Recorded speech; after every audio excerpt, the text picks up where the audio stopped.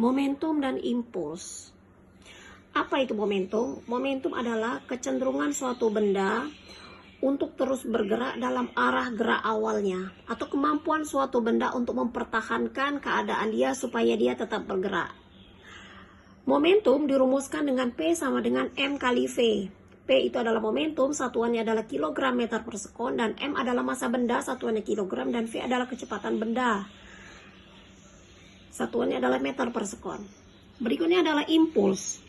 Untuk membuat benda bergerak, diperlukan gaya yang bekerja pada suatu benda dalam selang waktu tertentu. Begitu pula untuk menghentikan benda yang sedang bergerak, maka pada benda tersebut juga harus dikerjakan gaya.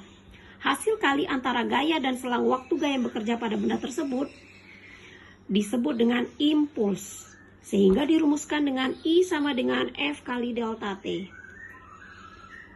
Keterangannya, I adalah impuls, satuan Newton sekon, F adalah gaya, Newton, dan delta T adalah selang waktu. Impuls juga bisa dicari dengan grafik FT, gaya terhadap selang waktu. Apabila kita menemukan soal tentang impuls diberi grafik, maka untuk menentukan impulsnya, impuls sama dengan luas di bawah kurva. Kalau seperti ini, berarti impuls A, B, benda yang bergerak dari A ke B dan ke C itu sama dengan bentuk ini adalah bentuk trapesium. Artinya impuls yang dialami benda ini sama dengan luas trapesium. Berikut hubungan momentum dan impuls. Hubungan momentum dan impuls itu diturunkan dari hukum 2 Newton. F sama dengan M kali A. Di sini A sama dengan delta V per delta T, sehingga bisa kita kali silang F kali delta T sama dengan M kali delta V. F kali delta T sama dengan M kali V2 dikurangi V1, sehingga F kali delta T itu adalah impuls, sedangkan ini adalah M kali V itu adalah momentum. Dengan kata lain, hubungan antara momentum dan impuls itu sama dengan impuls adalah perubahan momentum. Impuls sama dengan perubahan momentum. Berikutnya kita langsung ke contoh soal. Sebuah benda bermassa 1 kg yang semula diam, kemudian dipukul dengan gaya F, sehingga benda bergerak dengan kecepatan 8 meter per sekon. Jika pemukul menyentuh benda selama 0,02 sekon, tentukan A. Perubahan momentum benda, B. Besar gaya F yang bekerja pada benda. Diketahui dari soal, massa benda, kecepatan awal, kecepatan setelah dipukul, dan selang waktu ketika diberi gaya. Yang ditanyakan yang pertama adalah delta P, kemudian F-nya. Jawab, untuk mencari delta P sama dengan M dikali V2 dikurangi M kali V1. Ini adalah perubahan momentum. 1 dikali V2-nya 8 dikurangi 1, V1-nya adalah 0. Sehingga perubahan momentum yang dialami benda tersebut adalah 8 kg meter per sekon. Untuk mencari impulsnya, kita tahu bahwa impuls itu sama dengan perubahan momentum. I sama dengan delta P. I itu sendiri adalah F kali delta T sama dengan delta P. Tadi delta P-nya sudah kita dapat, yakni 8. Maka F sama dengan delta P per delta T. F sama dengan 8 dibagi 0,02. Jadi besarnya gaya yang bekerja pada benda itu sama dengan 400 Newton. Selanjutnya adalah hukum kekekalan momentum. Bunyinya adalah jumlah momentum benda sebelum tumbukan sama dengan jumlah momentum benda setelah tumbukan. Tumbukan di sini artinya ada dua buah benda yang saling berinteraksi. Artinya dia sama-sama bergerak, kemudian terjadilah yang namanya tabrakan, atau dengan kata lain namanya tumbukan. Dirumuskan dengan P1 tambah P2 sama dengan P1 aksen ditambah P2 aksen. Diturunkan menjadi M1 dikali V1 ditambah M2 kali V2 sama dengan M1 V1 aksen ditambah M2 V2 aksen. Keterangannya di sini, yang ada aksennya artinya kecepatan benda setelah tumbukan. Contoh soal. Sebuah benda dengan massa 1 kg bergerak ke arah sumbu X positif dengan kecepatan 2 meter per sekon. Benda yang lain dengan massa 2 kg bergerak dengan kecepatan 2 meter per sekon berlawanan arah dengan benda pertama. Setelah bertumbukan, kedua benda tersebut bergerak bersama-sama. Tentukan kecepatan dan arah kedua benda. Ini adalah gambarnya, ilustrasi. Benda pertama bergerak ke arah kanan, benda kedua bergerak ke arah kiri. Dia bergerak berlawanan arah. M1-nya 1 kg, M2-nya 2 kg, V1 2 meter per sekon, V2 min 2 meter per sekon. Yang ditanyakan adalah kecepatan kedua benda setelah terjadinya tumbukan. Maka di sini kita gunakan hukum kekekalan momentum. M1 V1 ditambah M2 V2 sama dengan M1 V1 aksen tambah M2 V2 aksen. Dikatakan di soal, setelah bertumbukan, kedua benda tersebut bergerak bersama-sama.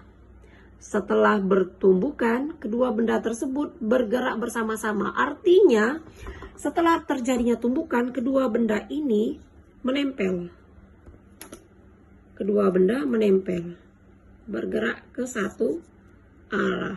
Dengan kata lain, V1 aksen sama dengan V2 aksen. Gitu. Kita masukkan nilai yang diketahui. M1-nya 1, V1-nya 2, M2-nya 2, V2-nya adalah negatif 2. M1-nya 1 dikali V1 aksen ditambah 2 kali V2 aksen. Ini menjadi negatif 2 sama dengan, karena tadi V1 aksen sama dengan V2 aksen sama dengan V aksen, maka negatif 2 sama dengan V1A. V aksen ditambah 2 V aksen. Min 2 sama dengan 3 V aksen. V aksen sama dengan negatif 2/3. Artinya, benda bergerak ke arah kiri dengan kecepatan 2/3 meter per sekon. Dia bergerak ke arah kiri. Tanda panahnya bukan ke sana, berarti dia bergerak ke arah kiri ke sini. Ini kita coret.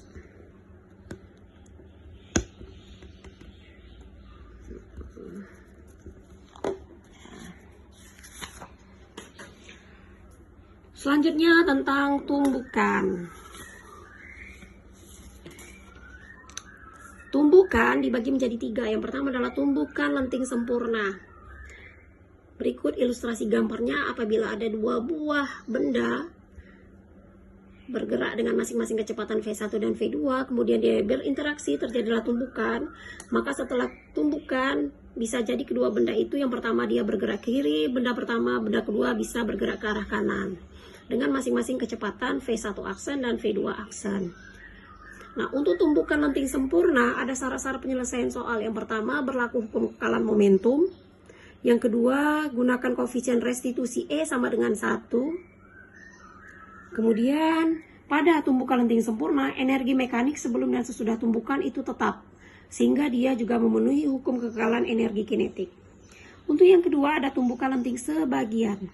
Syarat penyelesaian soalnya, yang pertama adalah berlaku hukum kekekalan momentum. Yang kedua, gunakan persamaan koefisien restitusi. Perlu diketahui bahwa untuk tumbukan lenting sebagian, koefisien restitusinya adalah E lebih besar dari 0 kurang dari 1. Pada tumbukan lenting sebagian, tidak berlaku hukum kekekalan energi kinetik. Contoh dari tumbukan lenting sebagian adalah bola yang dipantulkan kepada lantai. Berikut ilustrasinya. Jadi benda pertama itu lantai, benda kedua itu adalah bola itu sendiri.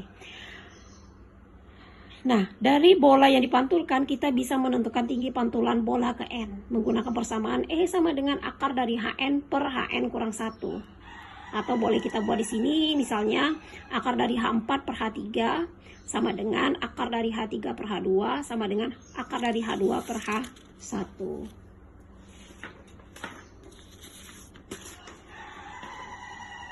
Nah, yang ketiga adalah tumbukan tidak lenting sama sekali. Tumbukan tidak lenting sama sekali terjadi apabila ada dua buah benda yang bertumbukan, dikatakan tidak lenting sama sekali apabila sesudah tumbukan kedua benda tersebut menjadi satu atau bergabung dan mempunyai kecepatan yang sama. Artinya V1 aksen sama dengan V2 aksen sama dengan V aksen.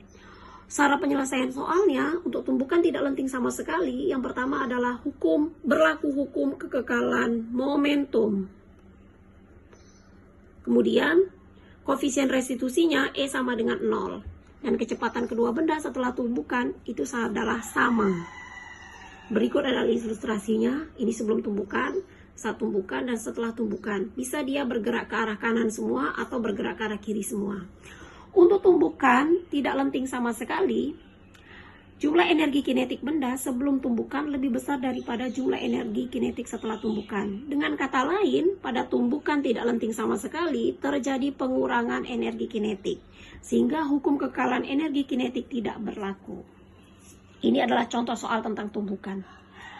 Benda A dan B masing-masing bermasa 3 kg dan 2 kg. Benda A bergerak dengan kecepatan 2 meter per sekon. Menyusul di belakangnya benda B yang bergerak dengan kecepatan 4 meter per sekon. Apabila terjadi tumbukan tidak lenting sama sekali di antara kedua benda tersebut, tentukan kecepatan kedua benda setelah tumbukan. Ini kita gambar. Diketahui masa benda A 3 kg, kecepatannya 2 meter per sekon. Masa benda B 2 kg, kecepatannya 4 meter per sekon. Ingat dari soal, benda B berada di belakang benda A. Karena benda B mengalami tumbukan tidak lenting sama sekali, maka VA aksen sama dengan VB aksen sama dengan V aksen. Nah, untuk tumbukan tidak lenting sama sekali, kita gunakan hukum kekekalan momentum. MA kali VA tambah MB kali VB sama dengan MA kali VA aksen ditambah MB kali VB aksen. Masukkan nilai yang sudah diketahui. Dapatlah V aksennya itu sama dengan 14/5. Atau dengan kata lain,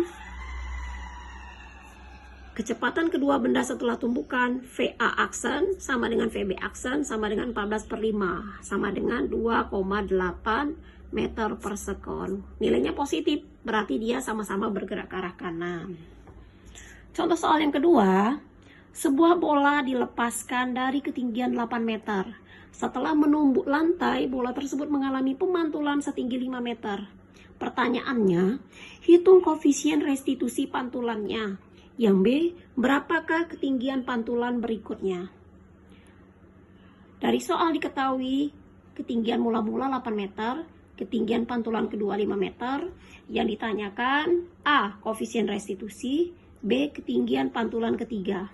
Kita jawab, untuk menentukan koefisien restitusi, E sama dengan akar dari HN per HN kurang 1. Karena H2-nya sudah diketahui dan H1-nya, maka E sama dengan akar dari H2 per H1.